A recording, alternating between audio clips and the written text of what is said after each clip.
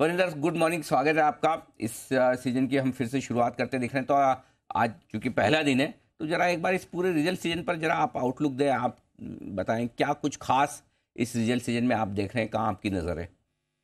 Good morning, sir, to morning. you and everyone, and thank you once again for this lovely opportunity for me to learn again and again with you and Z Business. Sir आपको याद होगा last time मैंने ये बोला था कि global sectors में नजर यस। रखनी चाहिए। यस।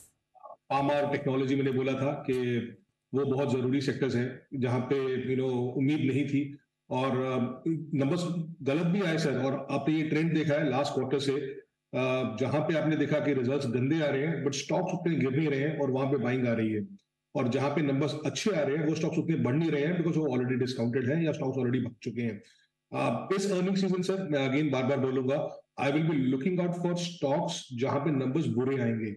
अच्छे नंबर सबको पता है और अच्छे नंबर्स ऑलरेडी स्टॉक्स भाग चुके हैं, हीटेड अप मार्केट्स हैं and all those things are there. But जहां पे स्टॉक्स भागे नहीं हुए हैं और जहां पे नंबर्स खराब आ रहे हैं, आगे जाके वो सेक्टर्स, चाहे वो एक क्वार्टर हो दो क्वार्टर हो, वो भगवान जी को मालूम है, लेकिन वहां पे आपको अपॉर्चुनिटी मिलेगी अपनी इन्वेस्टमेंट करने के लिए। आपने आईटी पैक में देखा, चाहे नंबर्स उतने अच्छे नहीं आए थे बट कमेंट्री ये बोल रही है कि एक या दो क्वार्टर में आपको दिखेगा कि हाँ भी आगे जाके इंप्रूवमेंट नजर आएगी। और आपने देखा कि किस तरीके से पूरे का पूरा मार्केट सर, चाहे एफआईज हो चाहे डीआईज हो, वो अंडरवेट थे आईटी सेक्टर पे। और किसी के पास कॉन्फिडेंस नहीं था कि यार कि अगर मुझे किसी भी वैल्यूएशन पे लेना है तो कोई 40-50 टाइम पे क्यों ले। आईटी सेक्टर आपको लॉन्ग टर्म एवरेजेस के वैल्यूएशन के नीचे मिल रहा था और आपने बाइंग देखी वहां पे। सो दो तीन सेक्टर सर जो मेरे ख्याल में बहुत नजदीकी से मैं देखना चाहूंगा इस सेक्टर में। एक है केमिकल सेक्टर, और केमिकल में आपने देखा है सर कि किस तरीके से रिजल्ट्स आने से पहले ही पूरा गांव मंदी में है कि यार ये क्वार्टर बहुत खराब आएगा, ये क्वार्टर बहुत खराब आएगा, ये क्वार्टर बहुत खराब आएगा।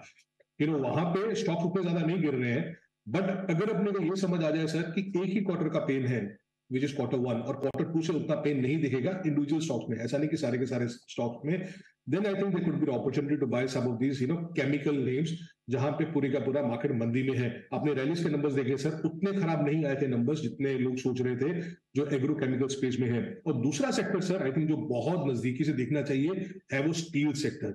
स्टील में अगेन सर लोग मंदी में बैठे हैं, लॉन्ग टर्म एवरेजेस के नीचे वैल्यूएशन चल रहा है उन पूरे का पूरा सेक्टर का।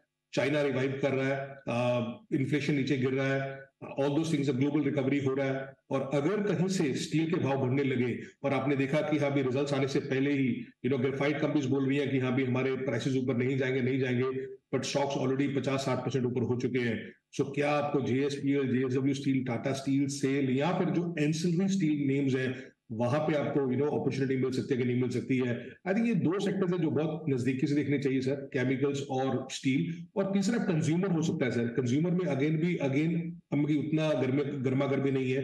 आपने देखा कि लोगों ने हैवेल्स हुआ, मगर कुछ ऐसे प्रोडक्ट कंपनीज हुई जहां पे थोड़ा सा एक्सपेक्टेशन है कि नेगेटिव ही आएगा। सो तोड़ फोड़ में एक ही ऐसा सारांश है कि प्लीज, अच्छा नंबर तो सबको पता है कि डिफेंस हुआ, रेलवेज हुआ, मैन्युफैक्चरिंग हुआ, और उनका वैल्यूएशन 40-50-60-70 टाइम का हो चुका है। बट जहां पे अभी तक भी जो लोग मान रहे हैं कि हाँ भी खराब नंबर्स आएंगे और पोजिशनिंग नेगेटिव है, उन पे ज्यादा फोकस करूंगा सर इस सेक्टर में, इस रिजल्ट सीजन में। तो बहुत इंटरेस्टिंग थीम्स आपने इस रिजल्ट सीजन के लिए बताई है, और पूरे रिजल्ट सीजन इन थीम्स पर हम आपसे मुलाकात करते रहेंगे। फिलहाल बताएं आज कौन कौन से नतीजों का विश्लेषण आप करने वाले हैं। सर अभी तो शुरू हुआ है, आज एचडीएफसी बैंक आएंगे, तो बड़ा नंबर आएगा। वीकेंड पे नंबर्स आए sir, I think Tata steel long products के नंबर्स थे जो अच्छे लगे मुझे, मगर अगर मैं सारे का सारा नंबर्स देखूं तो उसमें सब्सिडरी जो है उसके नंबर्स अच्छे आए थे, जिसके कारण एबिटा पॉजिटिव हुआ था। तो उनका एक इंप्रूवमेंट हुआ है, नीलांचल इस्पात में हुआ है, जिसके कारण आपको नंबर्स अच्छे दिखे हैं सर। अभी देखिए कि ब्लेंडेड रियलाइजेशन बढ़ नहीं रही है। ब्लेंडेड रियलाइजेशन वीक ही थी जितना लोगों ने सोचा था, पर ऑपरेटिंग कॉस्ट नीचे आ गया, तो इन्फ्लेशन का आपको बेनिफिट मिलना चालू हो गया। चलो इन्फ्लेशन नीचे आया, आप सोचिए कि अगर आपको स्टील के भाव ऊपर जाने लग गए, और आप देखेंगे ये सारी की सारी कंपनी जो नंबर्स दे रही है सर, मगर अभी आपको नेट लॉस दिख रहा है, अबिटा प्रॉफिट आया है। अबिटा प्रॉफिट मेरे ख्याल में इस कंपनी में आया सर 4-5 क्वार्टर के बाद अबिटा प्रॉफिट आया है। और अगर स्टील के भाव बढ़ने लगे sir, you will see some of this company, इसने मेरे ख्याल में इस बार अबिटा किया कुछ 160 करोड़ का। एवरीथिंग इज सेम, मतलब पूरे का पूरा ऑपरेशन सेम है सर, बट आपको किसी क्वार्टर में देखिएगा ये कंपनी 500-500 करोड़, 600-600 करोड़ का एबिटा करने लगी है। तो इसलिए मैं बोल रहा हूँ कि इन्फ्लेशन नीचे आ चुका है, स्टील के भाव बढ़ नहीं रहे हैं। अगर वो ग्लोबल रिकवरी चालू होगी, जो लोग हमेशा देख रहे हैं कि हो जाएगा, आपने देखा कि अभी चाइना में नंबर्स अच्छे आ रहे हैं, तो आपको इन सब कंपनीज पे ध्यान देना चाहिए। So I think Tata steel long products, this was a good quarter after many many quarters of pain. 4-5 quarter के बाद ये नंबर्स अच्छे आए थे।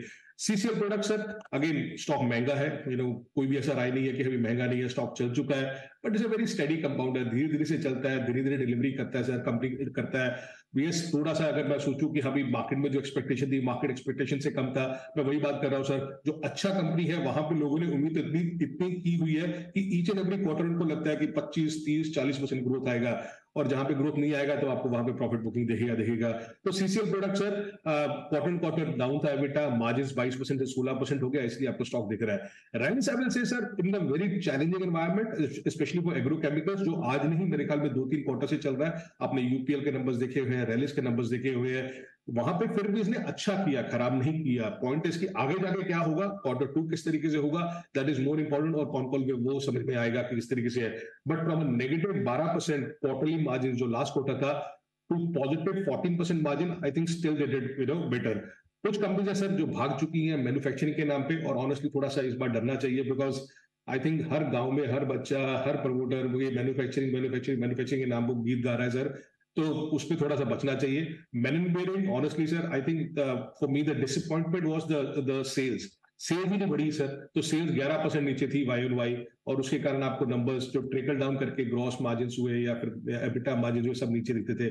For me the most important number is the sales, की सेल्स बढ़नी चाहिए, तो बाकी सब कुछ ठीक हो जाता है। सो कुछ स्टॉक्स हैं जो बहुत भागे हुए हैं, बट नंबर्स अगर उस तरीके से नहीं आ रही है तो थोड़ी सी पिटाई पक्का होगी उन स्टॉक्स में। सो ये मैनन के नंबर बहुत खराब आए थे सर, कुछ भी था नहीं उस चीज में।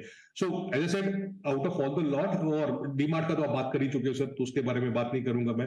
तो Tata Steel long products, and as I said, I am biased towards this time steel, chemicals, consumers. These are few spaces apart from IT and pharma, which we have been tracking since last many quarters. वो 4-5 चीजें हैं जिनको मैं देखना चाहूंगा बहुत नजदीकी से, कि इस बार अर्निंग सीजन में क्या हो सकता है इन सेक्टर्स के लिए। परफेक्ट। तो ये है आपके लिए नतीजों के सीजन की शुरुआत, वरिंदर बंसल के साथ पूरा विश्लेषण आपका हर रोज सुबह 9:35। बहुत बहुत शुक्रिया वरिंदर, आज से शुरुआत करने के लिए। Thank you so much. आइए बढ़ते आगे, और अजय बग्गा साहब कार्यक्रम में शामिल होने को तैयार हैं, उससे ठीक पहले एक बिगुल कैश का ऑप्शन लेकर जय ठक्कर तैयार।